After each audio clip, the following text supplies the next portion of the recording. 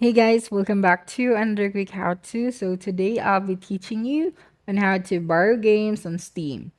Now the first thing that you will need to do, you have to log into your account and enable specific access so your friends can be able to play your games using the same device.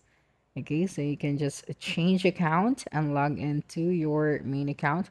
Now, assuming that we have login already, now click on the Steam at the top left corner of the screen and then click on Settings.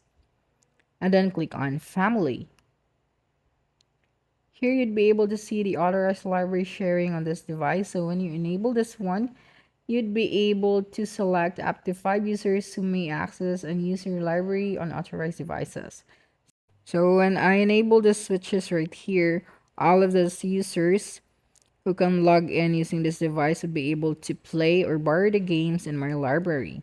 So assuming that I'll be using their account, after logging in using their account, they'll just going to go to their library and they will able to see the games that they can borrow using this device. And here you can see the history as well if you want to check if what they have been doing to your games. So that's a wrap. Don't forget to like, subscribe, and hit the notification bell for more quick how to videos next time. Adios.